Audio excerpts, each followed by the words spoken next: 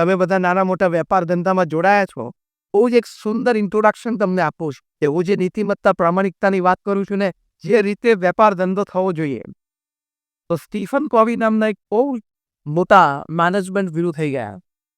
એમને પુસ્તક લખ્યું છે 7 habits of highly effective people, એટલે કે અતિ અસરકારક વ્યક્તિત્વ ધરાવતી વ્યક્તિઓની 7 આદતો. પોતે હાર્વર્ડ યુનિવર્સિટીમાં પ્રોફેસર હતા. 3000થી પણ વધારે સક્સેસફુલ બિઝનેસમેનનો મેં સર્વે કર્યો છે, વાર્તાલાપ કર્યો છે, ઇન્ટરવ્યુઝ લીધા છે, એમની લાઈફ હિસ્ટ્રી સમજ્યા છે, જોયું છે, અને પછી એમણે આ પુસ્તક લખ્યું છે, જે ન્યુયોર્ક ટાઈમ્સમાં બેક સેલર ઘણા અઠવાડિયા સુધી રહ્યું. એ પણ એક વિશ્વ વિક્રમ છે. અને આ વ્યક્તિઓ ખાલી ધંધામાં સફળ એવું નહીં, પિતા તરીકે, પુત્ર તરીકે, ભાઈ તરીકે, કોઈ વિમેન એન્ટરપ્રેનર કે બિઝનેસમેન હોય તો માતા તરીકે, બહેન તરીકે, પત્ની તરીકે, પડોશી તરીકે, મિત્ર તરીકે, બધી રીતે બધા રોલમાં successful in all walks of life, in all Rolls of life.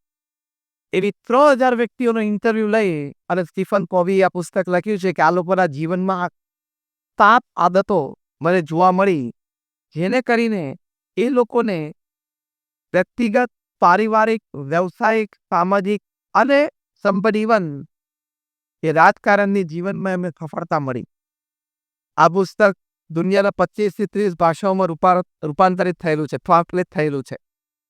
અને જ્યારે વર્ષો પહેલાની વાત કરું ત્યારે એમની કોપી ઉપર લખેલું કે 28 મિલિયન કોપી સોલ્ડ, એટલે 3 કરોડ કોપી સોલ્ડ થઈ. આ તો હું દાયકાઓ પહેલાની વાત કરું.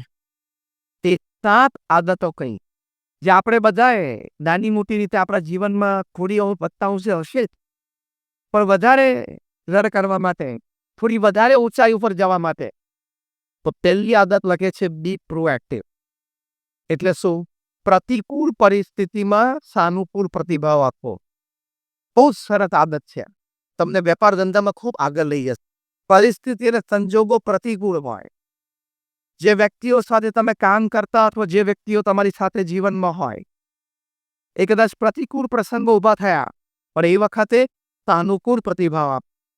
એવી જ વ્યક્તિઓ મહાન બની. તમે જલ્દી ઇરિટેટ થઈ જાઓ, ફ્રસ્ટ્રેટ થઈ જાઓ, ગુસ્સામાં આવી જાઓ, કંઈક બોલી બેસો, કંઈક કહી દેશો, એ સફળ વ્યક્તિઓની આદત નથી. જો તમને નોકરી ધંધા માટે ખૂબ મહેનત કરવાની દોડો, એવું તો બધા કહે, દોડો ને મહેનત કરો ને સંબંધો વધારો ને, એ બધી કોમન વાતો છે. I am giving you fine tuning. એ તો બધા કરે છે. Every donkey run, he doesn't become a horse. દરેક ગધેડો દોડે જ છે, પણ એ ઘોડો નથી બનતો. એમાં બધી સૂક્ષ્મ વાતો છે, ફાઇન ટ્યુનિંગ છે. એ તમને જુદી કક્ષાએ, it takes you into different tier, એ જુદા વર્તુળમાં તમને લઈ જાય છે. તો પ્રોએક્ટિવ છે, પ્રતિકૂળ પરિસ્થિતિમાં સાનુકૂળ પ્રતિભાવ. જ્હોન ડી રોકફેલર હતા, એ દુનિયાના સૌથી પ્રથમ અબજોપતિ બનેલા. અને ડોલર બિલિયનર, રૂપી બિલિયનર નહીં, ડોલર અબજોપતિ પૃથ્વી ઉપર વ્યક્તિ પહેલી જે બની એ જી.ડી. રોકફેલર. એમની ઓઇલ કંપની હતી. એક દિવસ એવો પ્રસંગ બન્યો કે કર્મચારીની ભૂલથી લગભગ $1 મિલિયન ખોટની. હું 60ના દાયકાની વાત કરું છું. આજે પણ $2 મિલિયન એટલે શું રકમ થઈ? આ 60ના દાયકાની વાત છે. $20 લાખ. જે.ડી. રોકફેલર CMD કંપનીને એમને આ પ્રસંગની ખબર પડી.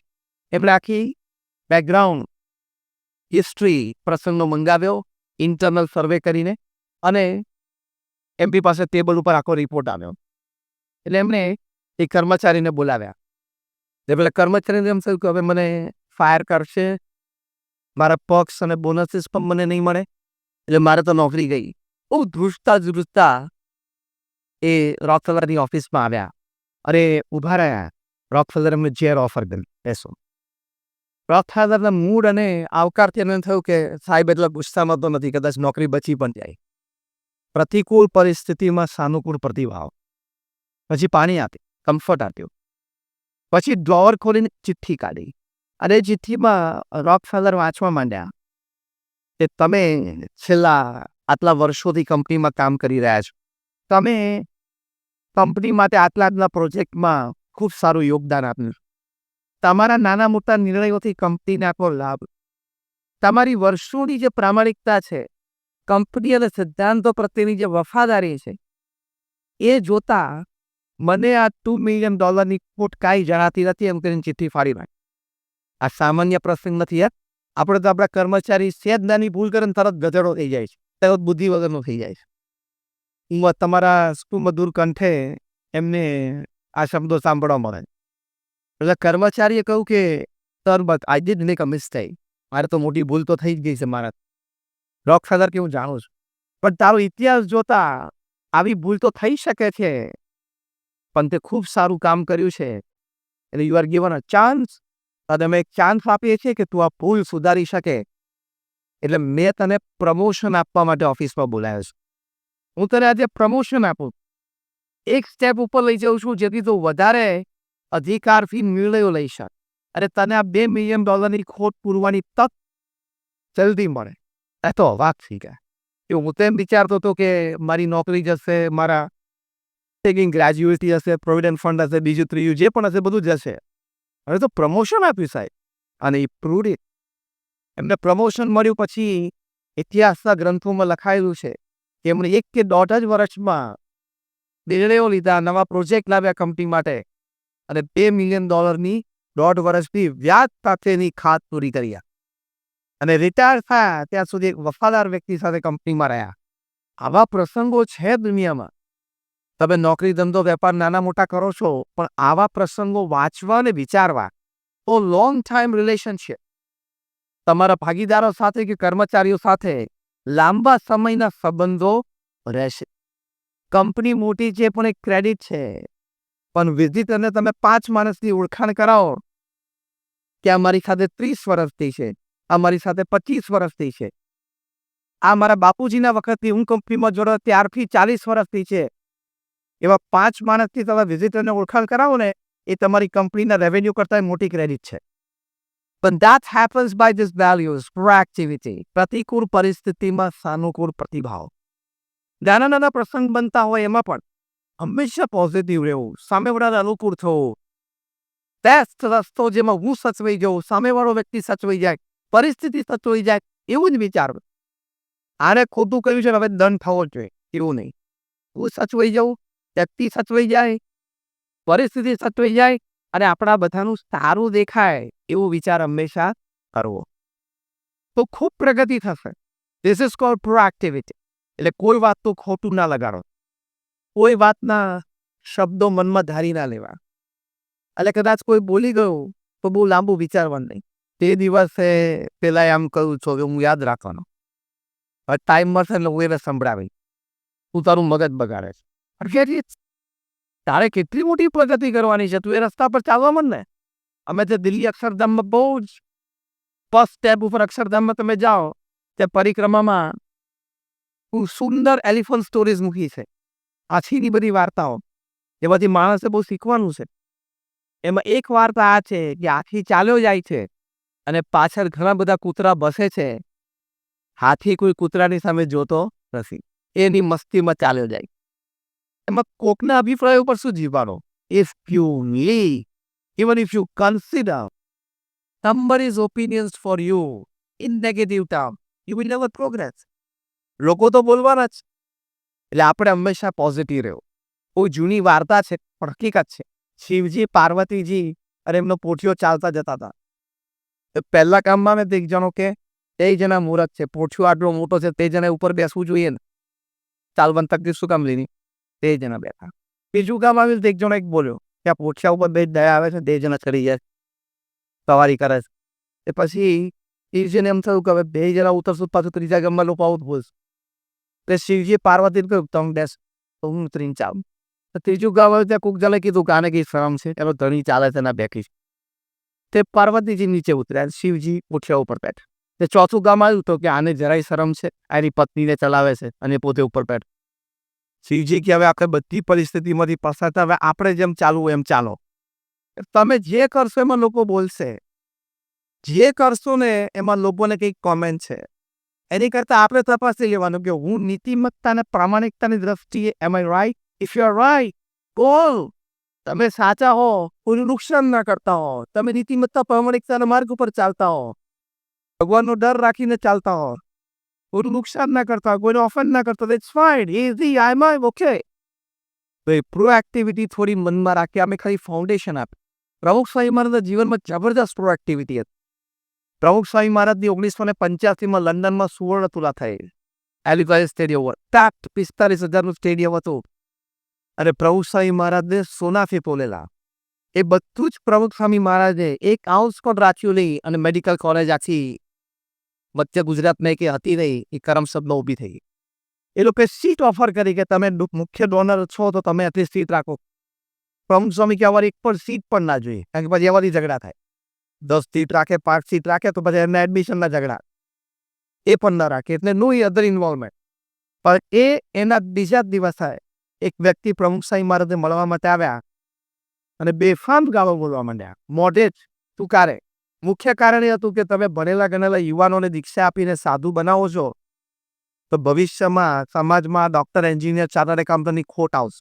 એટલે જેટલા છે તેમ તો નોકરી આપેલા એમ મને 15-20% એમને ફરજ. એટલે ક્યાં તારા દીકરાને દીક્ષા આપી? યet એ કન્ટિન્યુ. પ્રમુખ સ્વામી મહારાજ એક શબ્દ ના બોલ્યા, કારણ કે જાણે કે આજ્ઞા નમસ્કાર બોલે. તમારે સમજાવીને એનો કોઈ અર્થ નથી. અત્યારે બોલશું તો સાંભળશે નહીં. પ્રમુખ સ્વામી મહારાજ મૌન રહ્યા. અડધો પોણો કલાક પેલી વ્યક્તિ બોલી, પછી ચૂપ રહી. પ્રમુખ સ્વામી ઘડિયાળ સામે જોયું, રાતના 8:15 વાગેલા. બાજુમાં ઉભેલા અમારા એક સંત, જેમને વારે વારે અમને રોકવાનો પ્રયત્ન કર્યો, પણ પ્રમુખ સ્વામી મહારાજ એમને તો ભલે બોલી દેવા દો. એ સંતે પ્રમુખ સ્વામી મહારાજે કહ્યું કે જમવાનો સમય થઈ ગયો હશે, આઈને જમાડી મોકલજો. એમ કરીને બોલ વળી અંદર જતા રહ્યા. શું સ્ટેબિલિટી કહેવાય. અને આપણને તો કોઈ ત્રીજો વ્યક્તિ કે ને, તમને ખબર છે ગુજરાતી ભાષામાં સૌથી ભયંકર શબ્દ? તને ખબર પડી? આ સૌથી ભયંકર શબ્દો છે ગુજરાતી ભાષામાં. તને ખબર પડી? એ તમે કહો. મને ખબર નથી પડી. મને નથી ખબર. ખબર પડી હોય તોય ના પાડે જે કંઈ વધારે માહિતી મળે. આ તમે બધા હસો છો કે મેં તો કહું? આ બધી વાસ્તવિકતા છે ને. અને પછી એવા જ ડેન્જરસ બીજા શબ્દો કયા આ ચાલુ વાતમાં કે હું તને કહું પણ તારે કોઈને કહેવાનું નહીં. તેમ એવું કે કારણ કે એનું ઘણું બધું મીઠું મરચું જેટલું તમે ફૂડ ઇન્ડસ્ટ્રીમાં સ્પાઇસ નાખો છો ને, મસાલા, એટલા મસાલા એને અંદર નાખવા છે. એટલે અંદર એટલા મસાલા નાખી અને પછી તમને વાત કરે છે. તમે આપણે માની આપણે એટલા કાચા કામના છીએ ને. 20 વર્ષની આપણી મિત્રતા કોઈ સાથે હોય ને કોઈ ત્રીજી વ્યક્તિ આપણને ફાંટ પડાવી હોય ને, થોડી મિનિટો પડાવી શકે. ખેલ લેવું જોઈએ એ વખતે કે આ તો પ્રોએક્ટિવિટીનું ફાઉન્ડેશન.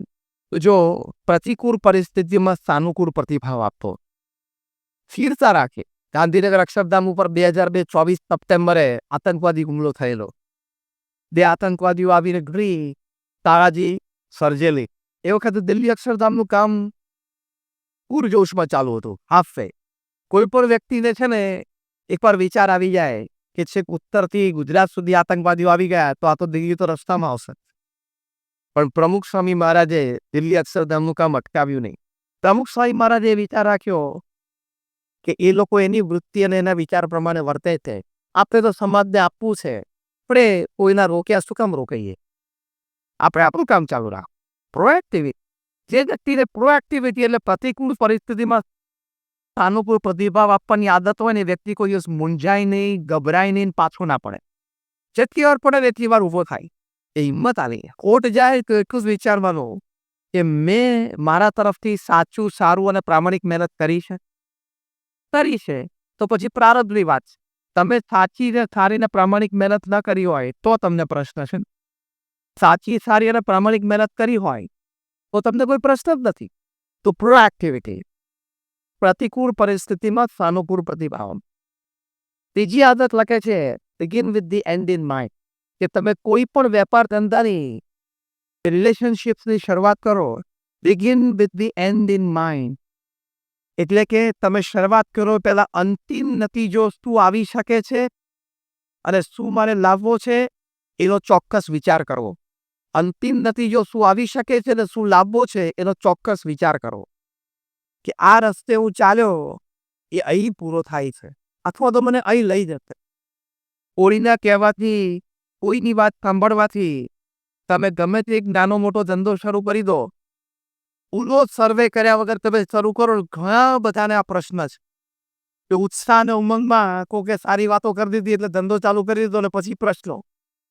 તો પ્રોપર માર્કેટ સર્વે સિવાય તમે કરો તો પ્રશ્ન આવવાના જ. સંજોગ અને પરિસ્થિતિને જ્યારે વગર તમે કરો તો આવવાના જ. સંજોગોને પરિસ્થિતિને પણ તમારે જાણવી પડે. Begin with the end in mind. રાજતા કેન હેબિટ સ્ટીફન કોવી લખે છે. મંદિરનું વાતાવરણ હોય, ધારો કે અત્યારે છે, તો ઘણી વાત વિચારવી પડે ને. અને મંદિરનું તો એવું છે ને, દર 8-10-12 વર્ષે દરેક દેશેમાંથી પસાર થવું જ પડે છે. પછી એ ત્રીજા વિશ્વનો કોઈ દેશ હોય કે અમેરિકા જેવી મહાસત્તા હોય, 8-10-12 વર્ષની એની એક વાર સાયકલ છે જ. એમાં કોઈ સુધારી શકે એમ છે નહીં. એ સાયકલમાંથી એને પસાર થવાનું જ હોય. તમે એમ કહો કે આખો દિવસ ધંધો વધ્યા જ કરે, જીડીપી વધ્યા જ કરે, તો that is not going to happen. વિકારો એક્સેપ્ટ કરો કે મંદી હોય, મંદી ના જ આવી જોઈએ. It is a wrong concept. America જેવી મહાસત્તા કઈ ડેવલપ કન્ટ્રીઝ હોય, એ લોકો પણ એ બધી પસાર થાય છે. શરીર તંદુરસ્ત હોય તો તમે વિચારજો, કોઈ દિવસ તાવ આવવો જ ના જોઈએ. શું બને છે? મને શરદી પણ ના કરવી જોઈએ. ભાઈ શરદી થાય, તાવે આવે, ટાઇફોઇડ થાય, કિડની ફેલ થાય, એમ વેપાર ધંધો છે. મંદી આવે એ રૂટીન જ છે. નાના મોટા પોઝિટિવ મેજર્સથી થોડોક એમાં ફેર પાડી શકાય, બાકી એમાંથી પસાર તો થવું જ પડે. તો એ બધા સંજોગો પરિસ્થિતિ જોઈને begin with the end in mind. તો કોઈ દિવસ તમે પ્રશ્ન ના. ત્યારે લંડનમાં પ્રમુખ સ્વામી મહારાજને ભવ્ય મંદિર કરવું હતું, જે આજે રીડર્સ ડાયજેસ્ટે લખ્યું છે કે it is the 8th wonder of the world, દુનિયાની 8મી અજાયબી છે. 1995માં એનું ઉદઘાટન થયું. 94 સાલમાં એક વર્ષ પહેલા ત્યાંથી ટ્રસ્ટીશ્રીએ પ્રમુખ સ્વામી મહારાજને ફોન કર્યો કે સ્વામી, અત્યારે મંદી સખત છે લંડનમાં, રિયલ એસ્ટેટ સોના 60 ઉપર બોલે છે. 100 રૂપિયામાં લીધું હોય એ અત્યારે 60 રૂપિયા થઈ ગયા. એટલે સેવાનો ફ્લો પણ ઓછો છે, નૈવત જેવો છે. તો અત્યારે આપણે આવતા વર્ષે મંદિરની પ્રતિષ્ઠા કરશું, પણ જે 5000 માણસ બેસે એવો હવેલી છે એ આપણે, એટલે કે હોલ છે, પછી સેકન્ડ ફેઝમાં કરશું. સ્વામી મહારાજે તરત માત કરી, સ્વામી કે વાસ્તવિકતાનો આપણે સ્વીકાર છે, પણ આ બધી વાસ્તવિકતાની ચર્ચા કરીને આ પ્રોજેક્ટ માટે પથ્થર ક્યાંથી આવશે, માણસ ક્યાંથી આવશે, લાકડું ક્યાંથી આવશે, કારીગર ક્યાંથી આવશે, બધું જ મેં વિચારી રાખ્યું. અને પછી પ્રમુખ સ્વામી મહારાજ આખો આઈડિયા ડિસ્ક્લોઝ કર્યો, જે વાસ્તવિકતામાં મિટિંગોમાં પહેલા ચર્ચિત હતો. પ્રમુખ સ્વામી મહારાજ ત્યાં પધારે, પોતે એક્સ્ટ્રા પુરુષાર્થ આપ્યો આ પ્રોજેક્ટ વેગવંતો કરવા માટે. અને એમના વિચાર પ્રમાણે 1995માં મંદિર પણ ઉદ્ઘાટિત થયું, જેમાં સુંદર ભારતીય સંસ્કૃતિનું દર્શન પ્રદર્શન છે. આજે લંડનની કોઈ સ્કૂલ બાકી નથી કે જેના છોકરાઓ ત્યાં આવ્યા ના હોય, કોઈ કોલેજ બાકી નથી. પણ begin with the end in mind. તમે કોઈ પણ પ્રોજેક્ટની શરૂઆત કરો તો શું તકલીફો આવી શકે તે પણ લખવું પડે. It should be in black and white. સામે આ પ્રશ્ન આવે તો મારી પાસે આ એનો ઉપાય એ પણ લખી રાખવો પડે. સમજીએ કે આખો રોડ ન દેખાય, પણ તમે ગાડીમાં બેઠા પછી હેડલાઇટ ચાલુ કરો તો 15 ફૂટનું તો દેખાવું જોઈએ કે નહીં? 15 ફૂટ લાઇટ ચાલુ કર્યા વગર તમે ગાડી ચલાવો તો એક્સિડન્ટ થાય કે નહીં? અને જેમ જેમ ગાડી આગળ ચલાવો તેમ તેમ લાઇટ આગળ ચાલે. એમ થોડોક તો અંદાજ રાખવો જોઈએ. મારા ભત્રીજાને અને મારા કાકાને અને મારા બનેવીને આ ધંધામાંથી લાભ તો આપણે ધંધામાં જોડી, પણ હવે એને અમુક પ્રકારના સંબંધો છે, અમુક જગ્યાથી એને પ્રોક્યોરમેન્ટ છે, અમુક અનડિસ્ક્લોઝ લિંક છે, એ તને ખબર નથી. એ થોડોક તો ઓવરઓલ વ્યૂ, ટોપ વ્યૂ આપણને પ્રોજેક્ટનો હોવો જ જોઈએ. આ બીજી આદત છે. ત્રીજી વાત લખી છે, putting first things first, priority. જે પહેલું કરવાનું છે પહેલું કરવાનું, જે અગત્યનું છે એને પ્રધાનતા આપવાની. નોર્મલી આપણે કેવા માઇન્ડસેટથી ઓફિસમાં ટેવાયેલા છે, જે પહેલું કામ હોય ને ફટાફટ પહેલું પતાવી. તમે ઘણા બધા બેઠા છો. ફેસફુલી હું તમને એક પ્રશ્ન પૂછું છું, how many of you make a to do list in the morning? સવારે ઉઠીને તમે ઓફિસ જાઓ તો તમે પહેલા ટુ ડુ લિસ્ટ કે આજે મારે આ કામ કરવાના છે, એનું એક જુદું લિસ્ટ રોજ સવારે બને. આગલા દિવસનું કામ બાકી હોય એ પણ ફરી વખત આજે લખવાનું. એવું ફેથફુલી કરતા હોય, છાતી ઉપર હાથ મૂકીને આગળ ઊંચી કરો. જો ગણીને 10 જણા નથી, પછી બપોરે યાદ, ઓ યાર પેલું સવારે 10 વાગે એવું રહી ગયું, પતી ગયું. એટલે ટુ ડુ લિસ્ટનો પણ ટાઈમ પ્રમાણે લખવાનું. એ સવારે 10થી 15ની વચ્ચે મારે પૂર્ણ કરવાનો જ છે. સવારે 10:30 આ મુલાકાત છે, પછી 10:45થી 11:15 અડધો કલાક દરમિયાન આ એક 10 મિનિટ ત્યાં મિટિંગ છે, આ બંને જણાને બોલાવી લેવાના છે ને આને ફોન કરવાનો છે. એવું as it is what two લખવું પડે, ચિઠ્ઠી પ્રમાણે ચાલીને ટીક કરતા રહેવું પડે, તો તમારે પ્રાયોરિટી લિસ્ટ સેટ થાય. તે તમે કહ્યું એમ બપોરે સાંજે ખબર પડે કે સવાર રહી ગયો, પેલું પતાવી દીધું હોત તો સારું હતું, પેલો ફોન રહી ગયો. તમે સારી જગ્યાએ ઓફિસમાં બેસીને તમે જો કોઈક દિવસ કોઈને ફોન ઉપર એવો જવાબ આપો કે સોરી રહી ગયું, ઇટ ઇઝ યુ ગોન. અગત્યના કામ જીવનમાં પહેલા થવા જ જોઈએ, દિવસમાં પણ પહેલા થવા જ જોઈએ. તો જ ટોન સેટ થાય, રિધમ સેટ થાય અને રિઝલ્ટ આવે. Putting first things first. તમને આશ્ચર્ય થશે કે પ્રમુખ સ્વામી મહારાજ એમના જીવનમાં પ્રાયોરિટાઇઝ કેવી રીતે કર્યું. પ્રમુખ સ્વામી મહારાજ ગુરુપદે આવે ત્યારે એમની ઉંમર 51 વર્ષની હતી. હવે તે વખતે તો ઘણા બધા લોકોને એ ઉંમરે રિટાયરમેન્ટ વિચારો શરૂ થઈ ગયા. He started his guru career at the age of 51. હવે એમણે એમના જીવનનું પ્લાનિંગ કેટલું સરસ કર્યું. એ જાણતા હતા કે ભવિષ્યમાં આવા મોટા સંસ્કાર કેન્દ્રો, આટલી બધી સમાજ સેવા સંસ્થાઓ મારે ઊભી કરવી છે, તો એની માટે પહેલા મારે લોકો સુધી પહોંચવું પડશે. શ્રી પ્રમુખ Swami Maharaj planning of life. જન સમુદાય સુધી મારે પહોંચવું પડશે. લોકોને ભગવાન સ્વામિનારાયણના સિદ્ધાંતો અને વિચારોમાં પ્રતીતિ આવે એ પહેલા મારે કરવું પડશે. તો 1971માં 51 વર્ષની ઉંમરથી 1981 61 વર્ષની ઉંમર સુધી, આમ તો 90 સુધી, પણ આ દશકામાં તો પ્રમુખ સ્વામી મહારાજે જબરજસ્ત વિચરણ કર્યું. દિવસના 8-10 દાવ, દિવસની 60-70-100 પધરામણીઓ. તમને આશ્ચર્ય થશે કે પ્રમુખ સ્વામી મહારાજ એમના જીવનકાળ દરમિયાન 18,000 ગામડાઓમાં જાતે ગયા છે. જાતે ફિઝિકલી. અને રાત્રે 12 ને 1 વાગે 12 વાગે ગામોમાં પહોંચ્યા હોય. એટલો પરિશ્રમ એમને લીધો છે. દુનિયાના 60 દેશોમાં ગયા. લોકો એમને પત્ર લખતા પોતાના પારિવારિક વ્યક્તિગત પ્રશ્નો માટે. એવા 7.5 લાખ પત્રો પ્રમુખ સ્વામી મહારાજે વાંચ્યા અને એનો ઉત્તર આપ્યો છે. એટલે રોજના 45 વર્ષની એવરેજ ગણીએ તો 70 ઇનકમિંગ લેટર્સ એન્ડ આન્સર્સ. હવે સોમવારે સવારે તમારી ઓફિસમાં જાઓ અને તમારી ઓફિસનો મેઇલ બોક્સ ખોલો અને એમાં તમારે 15 મેલનો જવાબ લંચ પહેલા આપવાનો હોય તો શું થાય? એમને ગાના થઈ જાઓ. રોજ 70 પત્રો વાંચવાના અને એનો ઉત્તર લખવાનો. એક દિવસ જો પ્રમુખ સ્વામી મહારાજ ના અટેન્ડ કરે તો નેક્સ્ટ ડે 140 લેટર. તો પ્રચંડ પુરુષાર્થ, પણ પ્લાનિંગ સાથે કર્યું તો બધું જ થઈ શકે. જન સમુદાય બહુ મોટા સંખ્યામાં એમની સાથે જોડાયો, સંસ્થા સાથે જોડાયો. 81 થી 91 વચ્ચે ભગવાન સ્વામિનારાયણ દ્વિશતાબ્દી મહોત્સવ, ગુણાધ્યાસન દ્વિશતાબ્દી મહોત્સવ, તો યુવા મહોત્સવ, બાળ મહોત્સવ ખૂબ મોટા પાયે કર્યા. એટલે આ 71 થી 81માં બધાનો જે જલ સંપર્ક થયેલો એમાં સમર્પિત વર્ગ ઊભો થયો. એના દ્વારા મોટા ઉત્સવો થયા અને એ ઉત્સવો દ્વારા આમ સમાજમાં પ્રમુખ સ્વામી મહારાજની એક અમિટ છાપ. અને 1991થી અમે સંસ્થાઓ બાંધવાની શરૂઆત કરી. એ પહેલા કોક પ્રસંગ બનતા હતા, પણ પ્રમુખ સ્વામી મહારાજે જેટલી સંસ્થાઓ ઊભી કરી, એટલે કે સંસ્કાર કેન્દ્રો, મંદિરો, હોસ્પિટલ, હોસ્ટેલ, સ્કૂલ, હોસ્પિટલ, એમાં 70% પણ વધારે 91 થી 2015ની વચ્ચે ઊભી કરી. કારણ કે આ બેકગ્રાઉન્ડ આવી ગયું. Plan it out. એમાં નાની શરૂઆત. સોમવારે સવારે ઉઠીને નક્કી કરી નાખજો કે આ સમયે ઓફિસ પહોંચે. 25 વર્ષ સુધી એ સમયે તમે ઓફિસમાં હોવા જ જોઈએ. એક નાનું વાક્ય ખબર પડી, આ તમારી પ્રગતિનું બહુ મોટું કારણ છે.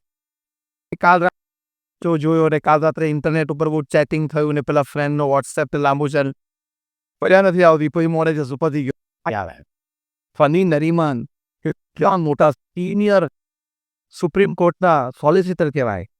એમના જીવનમાં 45 વર્ષ સુધી સવારે 8 વાગે નરીમન પોઈન્ટ ઉપર મુંબઈમાં એમની ઓફિસમાં બેસી ગયા. સરદાર વલ્લભભાઈ પટેલ લંડનમાં ભણતા, એટલે રાત્રે લાઇબ્રેરીમાં વાંચવા જતા.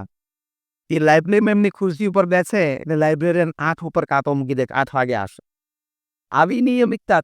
એક ધારો 9 વાગે છે, એક ધારો 10 વાગે છે, 11 વાગે છે. રસ્તામાં પાછો પેલો કોઈ ફ્રેન્ડ મળી જાય, મોટરસાઇકલ અમે જોઈએ છીએ રોડ ઉપર, પછી ઉપર કોમ્પ્યુટર વાતો કરે, કશું કામનું નહીં. પ્રાયોરિટી ટાઈમની હોવી. If you respect time, time will respect you. તમે સમયને માન આપો તો સમય તમને માન આપશે. બધા મહાપુરુષો એમના જીવનમાં સમયને ખૂબ માન આપ્યું છે. પ્રાયોરિટી. 1990ની સાલમાં 70 વર્ષની ઉંમરે પ્રમુખ સ્વામી મહારાજ રાત્રે 10 વાગે કોયમ્બતુર, તામિલનાડુમાં રેલવે સ્ટેશન ઉપર પહોંચ્યા બોમ્બે આવવા માટે. એ વખતે તો મોબાઈલ ફોન હતા જ નહીં. કોઈ નેટ સર્વિસીસ હતી નહીં 1990માં, કે રેલવેનો શેડ્યુલ તમને ખબર પડે. રેલવે સ્ટેશન ઉપર પહોંચ્યા પછી ખબર પડી ટ્રેન તો 1.5-2 કલાકે કે પાછું જવું પાછું આવવાનું કંઈ પોસાયું નહોતું. રાત્રે 10 થી 12, 70 વર્ષની ઉંમરે કોયમ્બતુર રેલવે સ્ટેશન ઉપર પ્રમુખ સ્વામી મહારાજે સ્ટ્રીટ લાઇટના અજવાળા ઉપર લગભગ 40 પત્રો વાંચ્યા અને ઉત્તર લખી નાખ્યા. આ મહાપુરુષોની દિનચર્યા હોય છે. they know how to prioritize their work. એ ત્રીજી આદત છે. ચોથી આદત છે think win win. આ બિઝનેસ માટે બહુ જરૂરી છે. think win win. you also win, I also win. તમે પણ જીતો, હું પણ જીતું. તમે પણ નફો કરો, હું પણ નફો કરું. તમે પણ પ્રગતિ કરો, હું પણ પ્રગતિ કરું.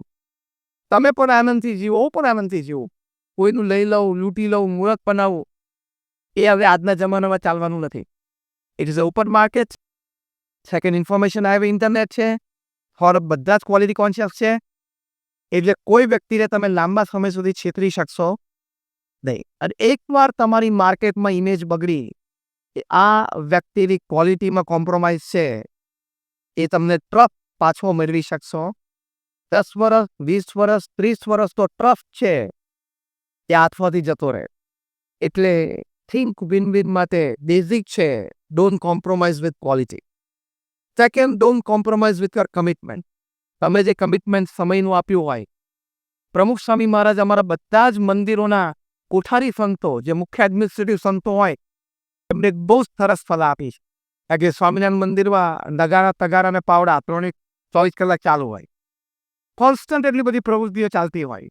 પ્રમુખ સ્વામી મહારાજે અમારા બધા જ વહીવટી મુખ્ય સંતોને માર્ગદર્શન આપેલું છે કે તમે કોઈક વ્યક્તિને 30મી તારીખે પેમેન્ટ કરવાનું કીધું હોય કે મંદિર તરફથી તને આ પેમેન્ટ, એટલે કે બાંધકામનું હોય, લેબર હોય, કોન્ટ્રાક્ટ હોય, કોન્ટ્રાક્ટર હોય, એ ભાઈ હવે 30મી તારીખે તને પેમેન્ટ કરી દેશે. પ્રમુખ સ્વામી મહારાજે કહ્યું કે 30મી તારીખે તમે કીધું હોય અને તમે 30મી તારીખે પેમેન્ટ કરો એટલે તમે સોનાના. 29મી તારીખે સામેથી ફોન કરીને કેવું કહ્યું હોય કે તારી પેમેન્ટ થઈ ગયું છે, આવીને લઈ જા અથવા તો મોકલાવી દો, એટલે તમે હીરાના. અને એક જ દિવસ લેટ થાય ને 31મી તમે પેમેન્ટ કરો અથવા તો 31મી એનો ફોન આવે જે તમે પિત્તરના. આ પ્રમુખ સ્વામી મહારાજે સલાહ અને માર્ગદર્શન આપેલું છે. કમિટમેન્ટ, જે તમે કમિટમેન્ટ આપ્યું છે એ કમિટમેન્ટ તમારે પૂરું તો કરવું જ પડે. અને એટલે જ મહાપુરુષોમાં પુરુષ હોય છે. આ તો કમિટમેન્ટની ડેટ 2 દિવસ જતા રહે, પેલો સામેથી ફોન કરે તો ઉપાડે નહીં. આ ઉપાડે તો જૂઠું બોલે કે સોરી હું જયપુર છું ને, 2 દિવસ પછી આવું. જયપુરની વરાછામાં જ આટા મારા. જયપુર ક્યાંથી પહોંચી ગયો તું રાતોરાત? પછી પેલો કે હું તમારી ઓફિસથી બહાર જ ઉભો છું, કાચમાંથી તમે દેખાવશો. See what I mean to say, ખૂબ આગળ વધવું હોય ને તો કોઈ દિવસ આવા ખોટા વિચારો કરવાની. Think win win. એ પણ જીતે, હું પણ જીતું, એનું પણ કામ ચાલે, મારું પણ ચાલે. તો ક્વોલિટી કોન્શિયસ રહીને કમિટમેન્ટ રાખશો તો પ્રગતિ થશે. થિંક વિન વિનમાં આ જ 2 મુદ્દા યાદ રાખવાના, ક્વોલિટી કોન્શિયસનેસ એન્ડ કમિટમેન્ટ. સમજી જવાનું કે આપણા જેવા ધંધો કરનારા બીજા લાખ માણસ છે. એકવાર ક્વોલિટીમાં અને કમિટમેન્ટમાં જો કોમ્પ્રોમાઇઝ આવ્યું ને તો એ પાર્ટીને તમારા જેવા બીજા 10 ઓપ્શન છે તરફ બીજું સિલેક્ટ કરી લેશે. આ કે ના અનુભવ થાય છે કે નહીં? Have to. એટલે એ કમિટમેન્ટની વાત. Think win win. હું પણ જીતું, એ પણ જીત. 5મી આદત સ્ટીફન કોવી લખે છે, seek first to understand and then to be understood. પહેલા તમે સામેવાળી વ્યક્તિને સમજવાનો પ્રયત્ન કરો કે કેમ આવું બોલે છે, એ કેમ આવું વર્તન કરે છે, આપણે શું વિચારે છે, એને આવું બોલવું જ ના જોઈએ, એને આવું વર્તન કરવું જ ના જોઈએ. ઓકે, ન કરો. તું પહેલા શાંતિથી અને પીડતાથી, મેચ્યોરિટીથી, શાંતિથી બેસીને વિચાર કે આ વ્યક્તિ કેમ આવું બોલે છે, આ વ્યક્તિ કેમ આવું વર્તન કરે છે. એવું તો એક ઇન્ટ્રોસ્પેક્શન તો કર. એટલો સ્પેસ અને ટાઈમ તો તારી જાતને આપ.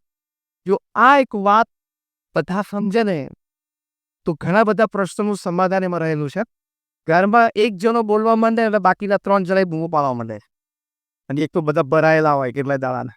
આને કંઈક કહેવું હોય, આને કંઈક કહેવું હોય, આને કંઈક કહેવું હોય. તમે સાસુઓના પ્રશ્નમાં તો મેજર તે અહીં સુધી ભરાયેલા હોય. એટલે એક વાતની શરૂઆત થાય એ તરત બીજાએ બોલવા માંડે. પણ થોડો વિચાર કરવો જોઈએ. તો seek first to understand and then to be understood. આ બહુ જ મોટો સિદ્ધાંત આ સ્ટીફન કોવી આ પુસ્તકમાં લખે છે. પ્રમુખ સ્વામી મહારાજ એક વખત ન્યુયોર્કમાં હતા, પોતે ભોજન કરી રહેલા. તમને આશ્ચર્ય થશે કે 3 ટંકના ભોજન દરમિયાન પ્રમુખ સ્વામી મહારાજ સ્થાનિક મંદિરોની પ્રવૃત્તિનો રિપોર્ટ સાંભળતા, અથવા કોઈ બાળકો કિશોરોને કંઈક વાર્તા કહેવી હોય, કંઈક પ્રવચન કરવું હોય, સ્પર્ધાઓમાં કંઈક જીતી લાવ્યો હતી, બધી રજૂઆતો એમના ભોજનકાળ દરમિયાન થતી. એટલે એમના ભોજનનો સમય એમને ખૂબ ઉપયોગ કર્યો છે. ન્યુયોર્કમાં, અમેરિકામાં લગભગ 1981ની સાલની વાત, પ્રમુખ સ્વામી મહારાજ ભોજન રહી રહ્યા અને એક બાળકે પ્રવચનની શરૂઆત કરી. પ્રમુખ સ્વામી મહારાજ એમને રિસ્પોન્સ પણ આપ્યો, માઈ પણ આપી. પછી વચ્ચે ચાલુ પ્રવચન હતું, એક સંત આવ્યા. સાંજે જે કાર્યક્રમ હોલમાં હતો એ બાબતે કંઈક સૂચન હતું, માર્ગદર્શન લેવાનું હતું.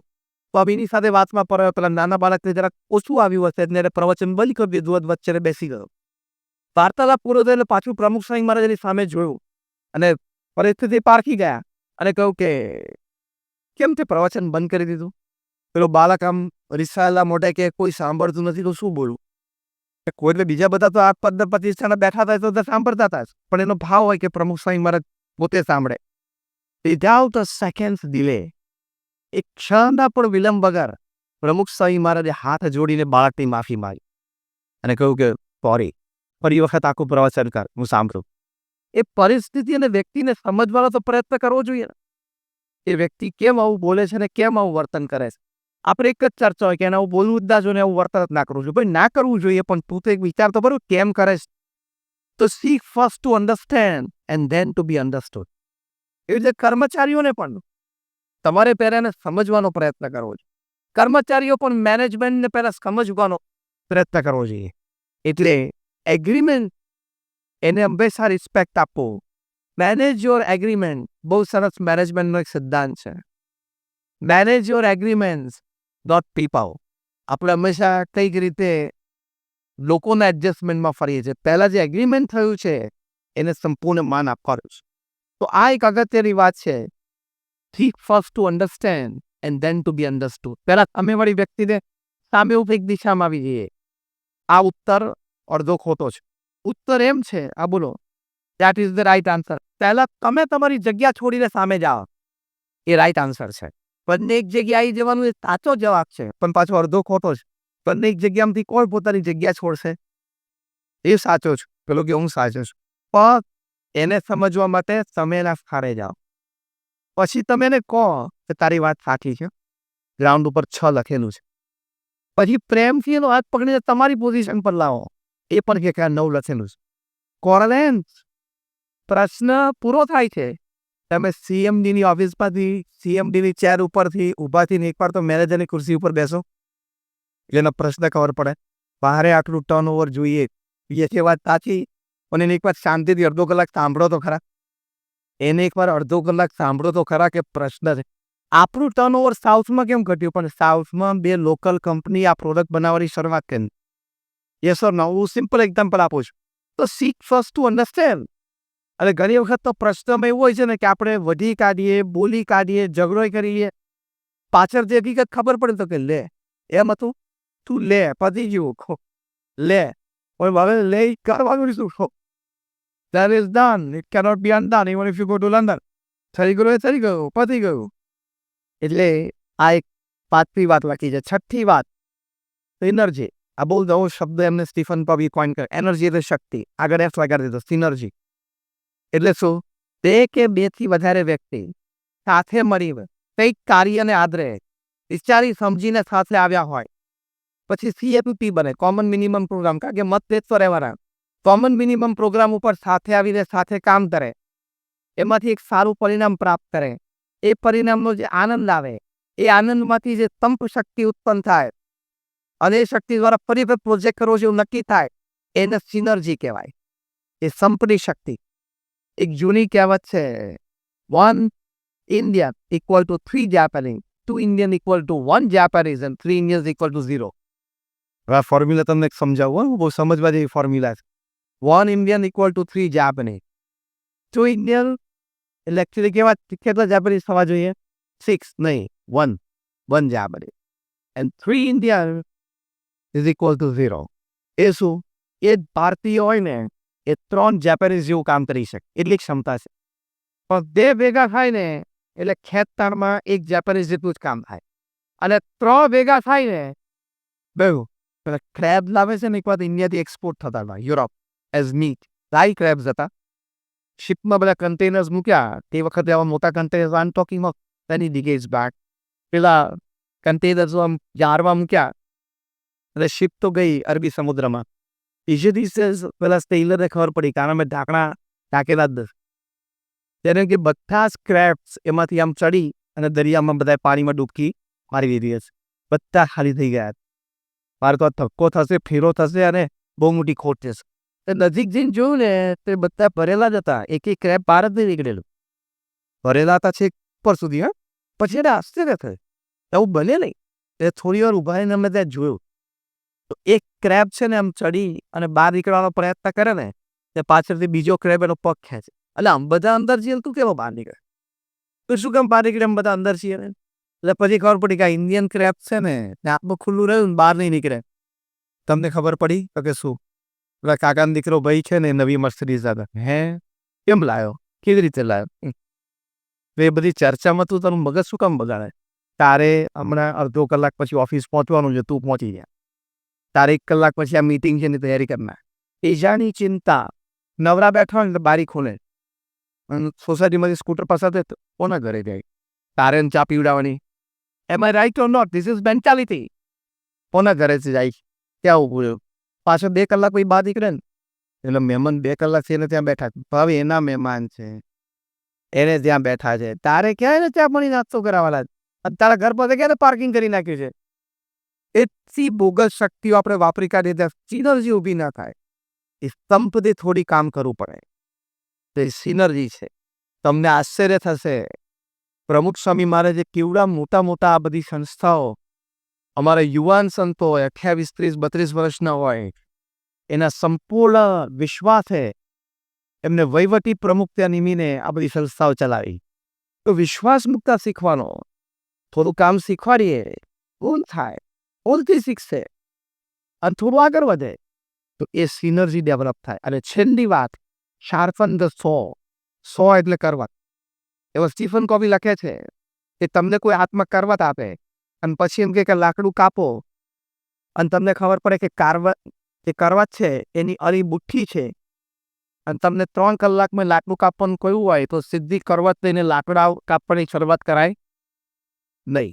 લાકડું કપાતું જાય પણ ધાર બુઠ્ઠી છે તે સમય વધારે લાગશે, પરિશ્રમ વધારે પડશે.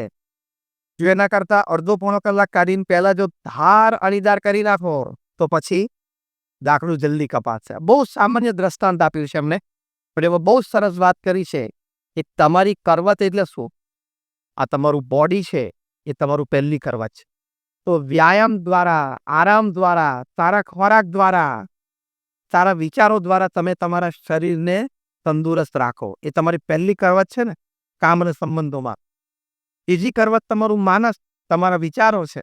તો વિચારો સવડા રાખવા, ઊંચા રાખવા અને પવિત્ર રાખવા. આ 3 વાત યાદ રાખવાની. વિચારો સવડા રાખવા, ઊંચા રાખવા અને પવિત્ર રાખવા. એ બીજી કરવત.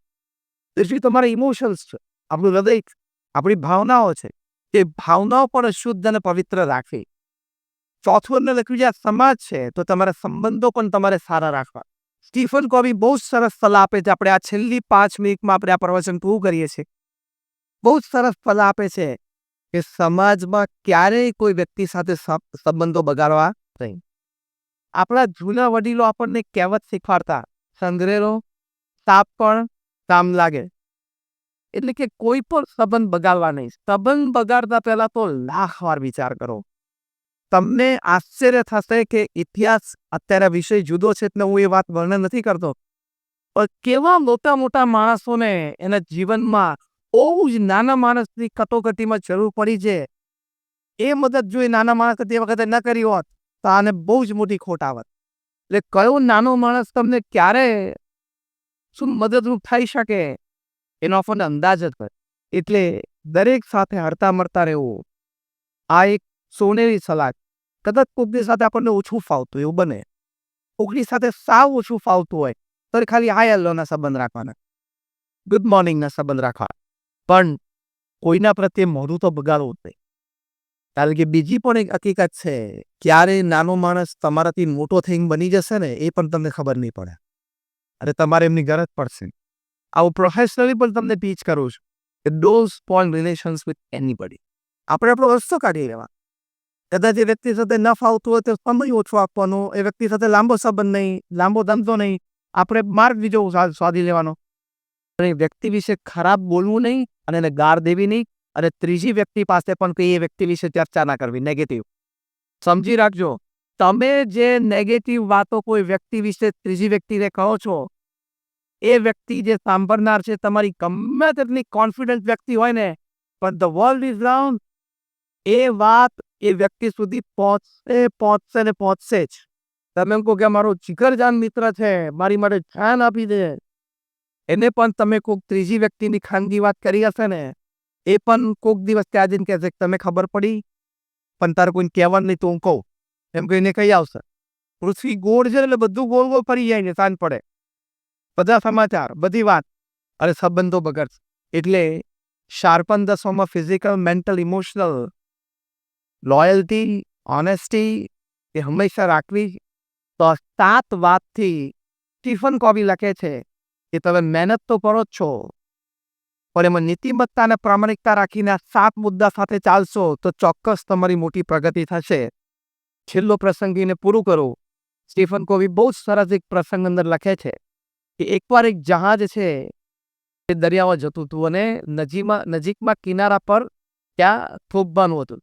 જહાજના કેપ્ટનને દૂર એક લાઇટ દેખાણી, એટલે એમને સિગ્નલ મોકલ્યું કે please get out of my way, મારા રસ્તામાંથી તમે આ બાજુ પર જતા રહો. ત્યાંથી સિગ્નલ આપું. કેમ ભાઈ? એટલે આ કેપ્ટને કહ્યું કે મારો આ રસ્તે છે, તમે દૂર થાઓ, મને મેરીટાઈમ બોર્ડ એને મને આ રસ્તો આપેલો છે. એમ આપણે રોડ ઉપર રસ્તા આપેલો, એમ ફ્લાઇટને પણ હવામાં એને રસ્તો આપેલો, એ ગમે ત્યાં પાયલટ ઉડાડી ના શકે. એટલે કહ્યું હોય કે આ જ આલ્ટિટ્યુડ, આ જ હાઇટ ઉપર અને આ જ એંગલે તારે પ્લેન ઉડાડવાનો છે, એમાંથી જરાય વિચલિત ના થઈ શકે. સ્ટેજ પર વિચલિત જાય એટલે રડારમાં ખબર પડે નહીં, નોકરી જાય જ. એમ દરિયામાં જહાજોને પણ એમના આટલો મોટો દરિયો છે, આપણે ગમે ત્યાં તરીએ એવું ના હોય. જહાજ લઈ જઈએ, એનો જહાજનો રૂટ, ડિરેક્શન ફિક્સ જ હોય, અને થોડું આગુ પાછું કરવા જાય મોમ્બાસાને બદલે આ બાજુ પહોંચી જાય, સાઉથ આફ્રિકા પહોંચી જાય. એટલે આને કહ્યું મને આ રૂટ આપેલો છે, તો સામેથી સિગ્નલ આવ્યું તમારે રૂટ બદલવો પડશે. તો કેપ્ટન છે ફ્રસ્ટ્રેટ થઈ ગયા. તું કોણ છું, તું મને કે રસ્તો બદલ, અને આ રસ્તો મેરી ટાઈમ બોર્ડે આપેલો છે. ત્યારે સામેથી કહ્યું કે who are you to tell me, તમે કોણ છો કે તમે મને આવું કહો છો? ત્યારે કહ્યું કે હું તો શિપનો કેપ્ટન છું. ત્યારે સામેથી કહ્યું કે હું દીવાદાંડી છું. આ સ્ટીફન કોવીએ બહુ સરસ પતંગ લખ્યો, દીવાદાંડી ખસે નહીં, તમારે ખસવું પડે. એમ સિદ્ધાંત, નીતિમત્તા એ ખસે નહીં, તારે એને એડજસ્ટ થવું પડશે તો તારું શોભશે, તારું લાગશે અને પ્રગતિ થશે. એ દીવાદાંડી છે. Principles remain principles. You can change or reform the process. પદ્ધતિ તમે કામની બદલી શકો છો, સિદ્ધાંત બદલી શકતા નથી. જેમ ગણિતના ટીચરોએ ભણાવવાની રીત બદલે, પણ 1+1 તો હંમેશા એ જ રહે. એમ નીતિમત્તા અને પ્રામાણિકતા, એથિક બિઝનેસમાં બદલાતા નથી. આપણે એને એડજસ્ટ થઈ જવાનું, તો જ આપણું શોભશે, એ તો શોભશે નહીં. તો 7 વાતો છે એ આપણે આપણા જીવનમાં દ્રઢ કરીએ તો ઘણા બધાને એવોર્ડ મળી શકે છે. 5, 15, 25 નહીં, ઘણાને મળી શકે છે. પ્રગતિ બધાની થશે. ઇન શોર્ટ, પ્રોએક્ટિવ, પ્રતિકૂળ પરિસ્થિતિમાં સાનુકૂળ પ્રતિભાવ, begin with the end in mind. અંતિમ પરિણામ શું ઈચ્છિત છે અને શું થઈ શકે છે એ મનમાં ધૈર્યપૂર્વક ખૂબ સિરિયસ વિચારીને પછી કામની શરૂઆત કરવી. ત્રીજું, putting first things first, priority. ચોથું, થિંક વિન વિન, એ પણ જીતે હું પણ જીતું, એ પણ કમાય હું પણ કમાઉં, એ પણ પ્રગતિ કરે હું પણ પ્રગતિ કરું, એ પણ સુખી થાય હું પણ સુખી થઉં. Fifth, seek first to understand and then to be understood. પહેલા સામેવાળી વ્યક્તિને સમજવાનો પ્રયત્ન કરો, પરિસ્થિતિને સમજવાનો પ્રયત્ન કરો, પછી એ વ્યક્તિ મને સમજે એવો વિચાર રાખવો અથવા તો આગ્રહ રાખવો. સિક્સ, સિનર્જી, સંપ શક્તિ, એમાં ખૂબ તાકાત રહેલી છે. તો જેટલો કોમ્પ્રોમાઇઝિંગ નેચર તમે ડેવલપ કરશો લાઈફમાં, સામેવાળી વ્યક્તિને અનુકૂળ થવાનો પ્રયત્ન કરશો તો એ વ્યક્તિ પણ તમને અનુકૂળ થવાનો પ્રયત્ન કરશે, સમજશે. પણ કાયમ દરેક વ્યક્તિ એ મનમાં ધારી લે કે મારા મન પ્રમાણે મારા મનના ધાર્યા પ્રમાણે જ બધું થાય, તો એ થવાનું નથી. ઘરમાં નથી થતું, 40 વર્ષનું લગ્ન ભાઈ થાય છે. તો કોમ્પ્રોમાઇઝિંગ નેચર રાખો. Life is compromise, life is adjustment. જીવન કોમ્પ્રોમાઇઝ અને એડજસ્ટમેન્ટ જ છે. 40% તમારા મન પ્રમાણે બધી વાતો થશે, બાકી 30%માં તમારે ઘણી એનર્જી મૂકશો ત્યારે તમારું ધાર્યું થોડુંક થશે, બીજા 20% કામ બગડશે, છેલ્લા 10% હેવી લોસ આવશે. કોમ્પ્રોમાઇઝ અને એડજસ્ટમેન્ટ. અને 7મી વાત, શાર્પન યોર સો, એટલે ફિઝિકલ એટલે બોડી, એટલે આપણું માનવ શરીર, આપણું મેન્ટલ એટલે આપણું માનસ અને આપણું અંતર ઇમોશન એટલે આપણી ભાવનાઓ એ સારા, સાચા, ઊંચા અને પવિત્ર રાખવા. તો આ 7 વાતોથી આ 3000 સક્સેસફુલ થયા જીવનમાં. આજે તો લાખો પણ થયા હશે, આપણે પણ થઈ શકીએ એવી આપ સૌને વિચાર અને ભાવનાઓ રહે એવી આજે અમે પ્રમુખ સ્વામી મહારાજ અને અમારા ગુરુવારી મહંત સ્વામી મહારાજના ચરણોમાં પ્રાર્થના કરીએ છીએ. સૌને જય Swaminarayan and many prayers for all of you. આપ સૌ માટે ખૂબ પ્રાર્થના છે. નહીં, પ્રમુખ સ્વામી મહારાજે વિચાર રાખ્યો કે એ લોકો એની વૃત્તિ અને એના વિચાર પ્રમાણે વર્તે છે. આપણે તો સમાજને આપવું છે, આપણે કોઈના રોક્યા શું કામ રોકાઈએ? આપણે આપણું કામ ચાલુ રાખ. પ્રોએક્ટિવિટી, જે વ્યક્તિને પ્રોએક્ટિવિટી એટલે પ્રતિકૂળ પરિસ્થિતિમાં સાનુકૂળ પ્રતિભાવ આપવાની આદત હોય ને, વ્યક્તિ કોઈ દિવસ મૂંઝાય નહીં, ગભરાય નહીં, પાછો ના પડે. જેટલી વાર પડે એટલી વાર ઊભો થાય. એ હિંમત આવી. ખોટ જાય તો એટલું જ વિચારવાનું કે મેં મારા તરફથી સાચું, સારું અને પ્રામાણિક મહેનત કરી છે. તો પછી પ્રારબ્ધની વાત છે. તમે સાચી ને સારી ને પ્રામાણિક મહેનત ન કરી હોય તો તમને પ્રશ્ન છે. સાચી, સારી અને પ્રામાણિક મહેનત કરી હોય તો તમને કોઈ પ્રશ્ન જ નથી. તો પ્રોએક્ટિવિટી, પ્રતિકૂળ પરિસ્થિતિમાં સાનુકૂળ પ્રતિભાવ.